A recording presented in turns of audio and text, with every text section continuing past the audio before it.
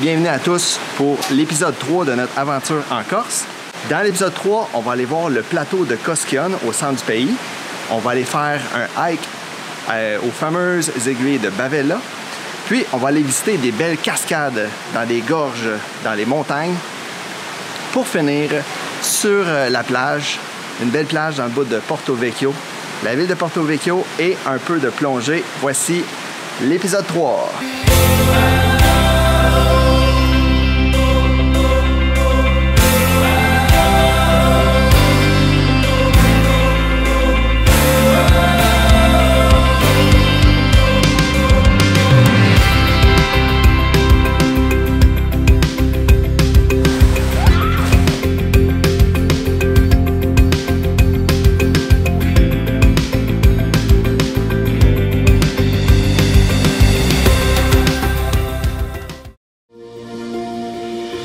On repart maintenant à l'aventure en repassant par les fameuses falaises des Calanques de Piana. Pour ensuite arriver au pittoresque village de Piana. Ce village de 500 habitants est classé au patrimoine mondial de l'UNESCO et est considéré comme l'un des plus beaux villages de France.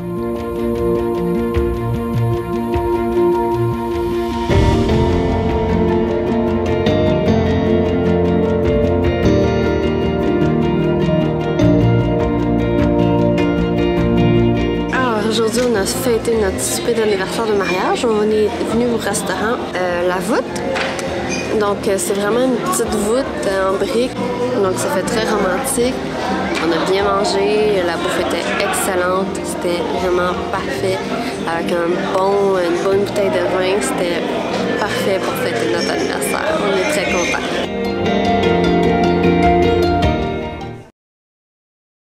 Aujourd'hui, on part de la ville de Porto, puis on descend dans le centre sud du pays, dans la région de l'Alta Rocca. Fait qu'on a comme 3h30 de moto à faire. Let's go!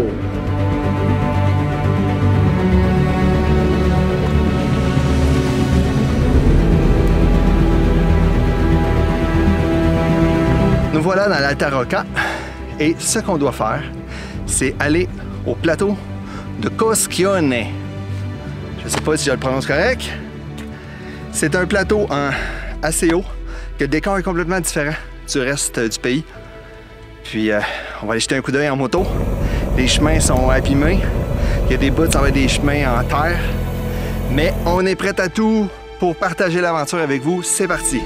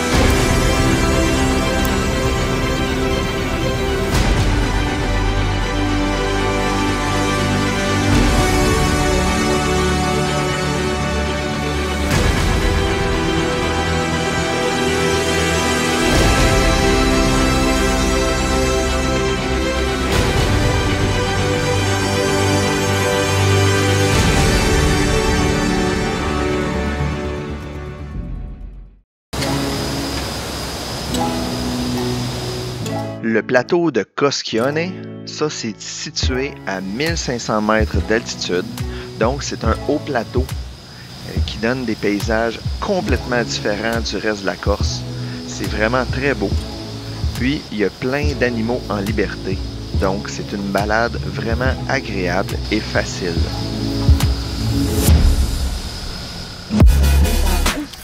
Non, je pensais que c'était une grosse roche.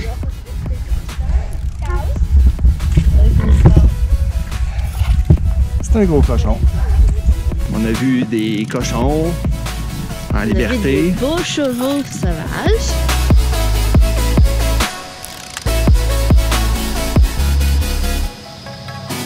quelque chose de frappant, je trouve, c'est que ça ressemble beaucoup au Highland en Écosse, que c'est le dernier voyage avant celui-ci qu'on a fait.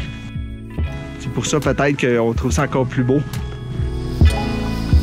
Puis ici, c'est vraiment en altitude, donc le climat est frais, il fait peut-être 25, comparé à s'il ferait plutôt 35 au niveau de la mer qu'il faisait tout à l'heure. De là, on peut voir les fameuses aiguilles de Bavella qu'on va monter un peu plus tard dans l'épisode. C'est vraiment une belle randonnée, pas difficile du tout. Tu vois des belles plaines, c'est vraiment beau. C'est mon genre de randonnée. Ouais, pas trop montagneux.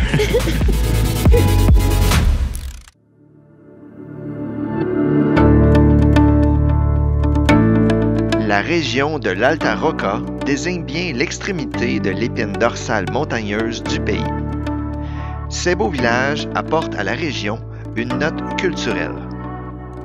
Comme un vaisseau amiral, le fabuleux massif de Bavella et ses aiguilles taillées en lames de couteau est à couper le souffle. Le village de Tzons est l'endroit idéal pour notre camp de base.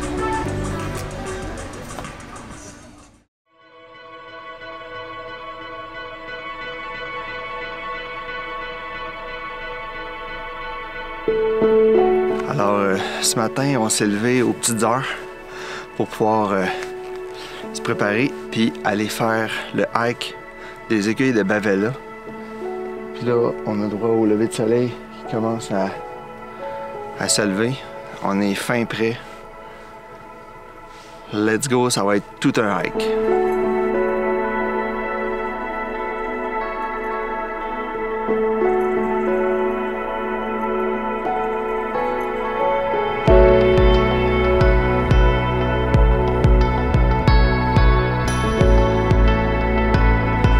Les aiguilles de Bavella, c'est comme plein de formations rocheuses en pointe. C'est comme un bol. Fait que là, on a monté un côté de bol sur le sommet. Puis là, on va longer tout l'intérieur. Puis on s'en va, il faut finir là-bas. Ça, c'est comme le sommet final. Et ensuite, on va redescendre de l'autre côté puis tout faire le tour de la montagne pour revenir. Vraiment un super beau hike. C'est génial!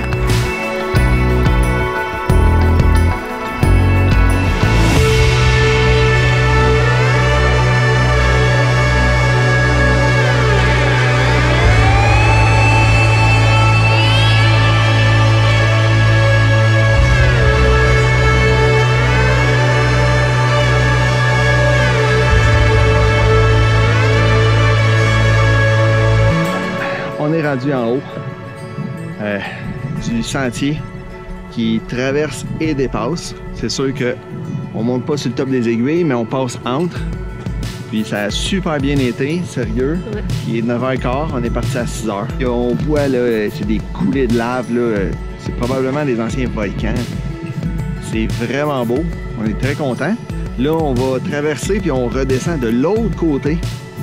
Puis ensuite, on va faire le tour par en bas. Tout est beau ici. C'est vraiment beau, là. Spectaculaire comme paysage.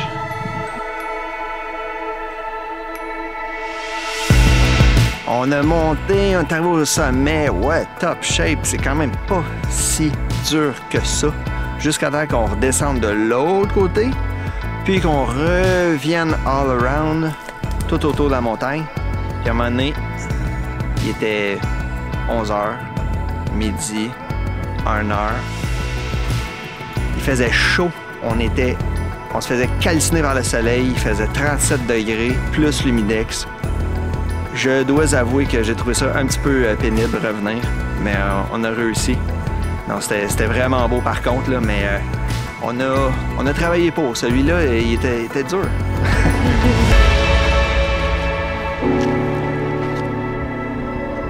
Ça fait déjà 7 heures qu'on marche. Et là, évidemment, c'est la chaleur de l'après-midi On se sent très bien. On est comme dans un genre de désert de roches. De temps en temps, il y a des petites forêts. Mais ça dure pas longtemps. On continue. On espère arriver avant qu'on manque d'eau. Let's go! Enfin, on arrive à la trail. On est bien content. C'est tout un hike. C'est super beau. Recommandé. Ouais.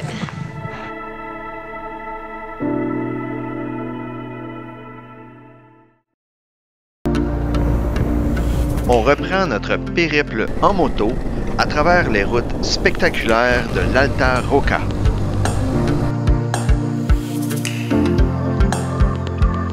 Les routes montagneuses avec d'innombrables lacets sont vraiment extraordinaires. On se dirige vers l'un des 3 canyons du massif de Bavella pour se baigner dans les merveilleuses chutes Purcaraccia.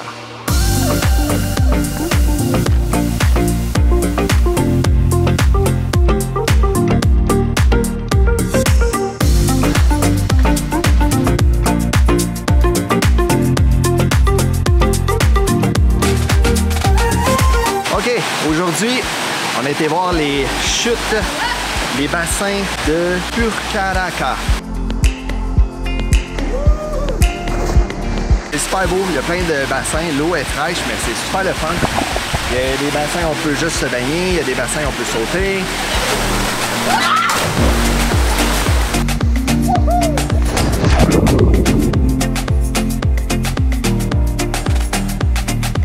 Fait que c'est super, pour venir ici, il faut faire quand même un bon hike. Ça, c'est génial.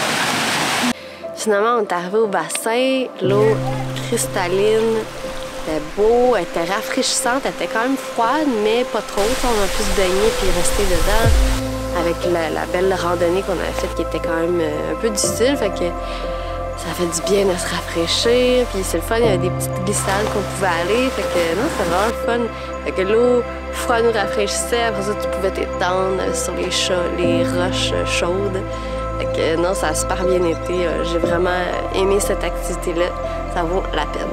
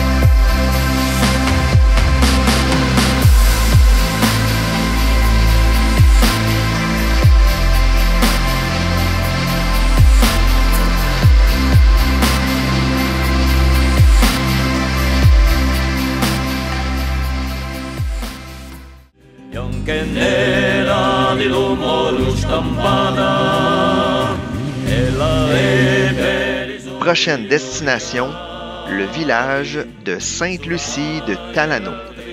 Ce pittoresque village et ses champs d'oliviers seraient sans nul doute candidats à ne pas négliger pour le plus beau village de Corse.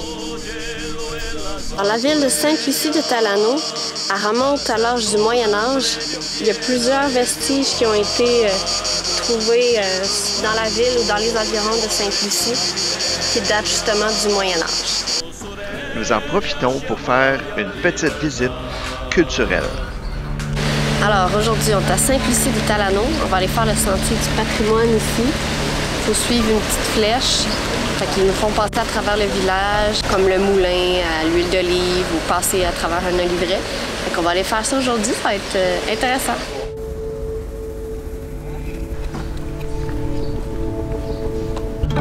Alors, c'est ici que le sentier de Sainte-Lucie de Talano commence. Il faut faire vraiment attention parce que les petites flèches sont brunes, comme la terre. Fait que faut prêter attention. On y va!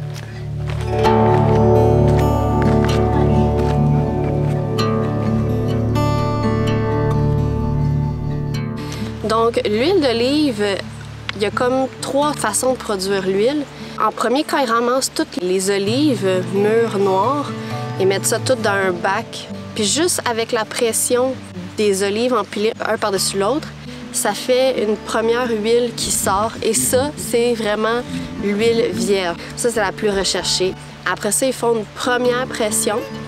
Fait que ça, c'est l'huile d'olive à pression pour la consommation.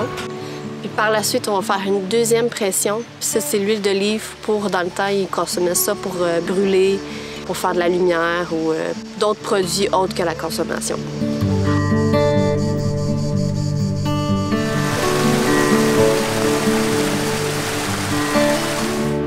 Là, ce qu'ils font, c'est qu'ils mettent des filets qui sont pliés en ce moment. Puis quand c'est le temps de la récolte, au mois de novembre, après l'été, ils ouvrent tous les filets à grandeur. Puis là, les olives mûres tombent sur les filets, puis là, ils les ramassent.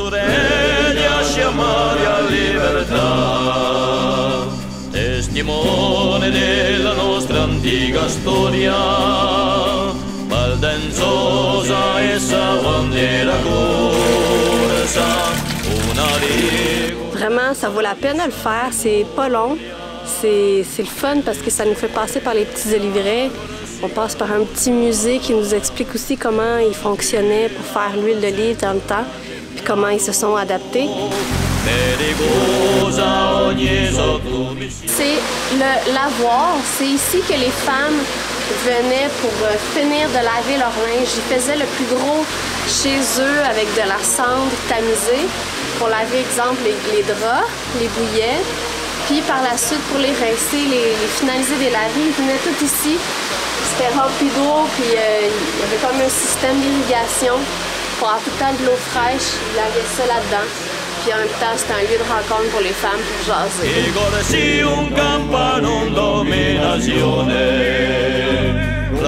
Ce vieux moulin à l'huile date du début des années 1800. Restauré avec soin, ce dernier témoigne de l'importance de l'olivier dans l'histoire du village.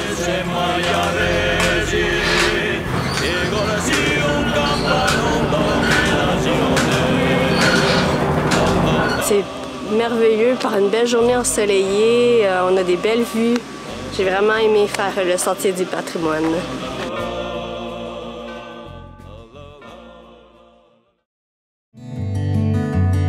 On se dirige maintenant vers le bord de la mer.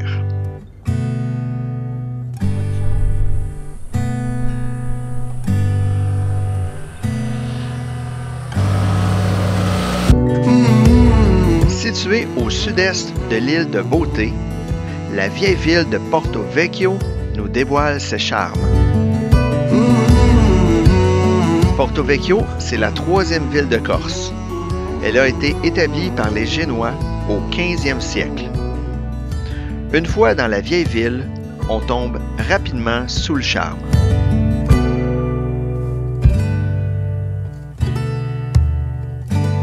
On a aimé Porto Vecchio pour ses décors authentiquement méditerranéens, aussi pour ses boutiques d'artisanat raffiné. On y trouve aussi de très bons restaurants et terrasses.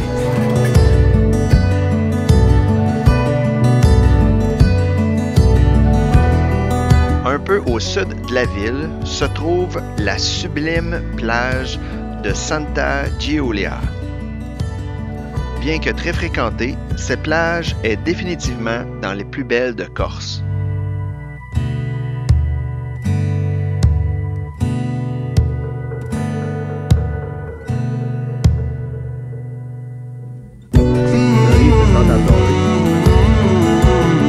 C'est là qu'on a fait de la plongée sous-marine, mais l'absence de coraux et de vie marine laisse à désirer.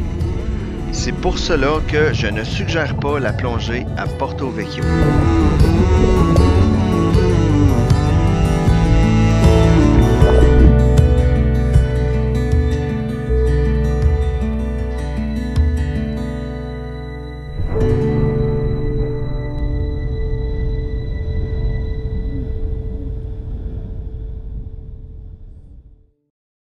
Merci d'avoir été des nôtres. J'espère que vous avez apprécié. Dans le prochain et dernier épisode, on s'en va complètement au sud, à Bonifacio, et on va aller voir les îles au loin, les îles désertes de la Baie-Di. Aussi, ne manquez pas cet épisode pour le top 5 des plus belles plages de la Corse et aussi le top 5 des plus belles routes à faire en moto. Voici d'ailleurs un extrait de ce qui vous attend dans le prochain épisode.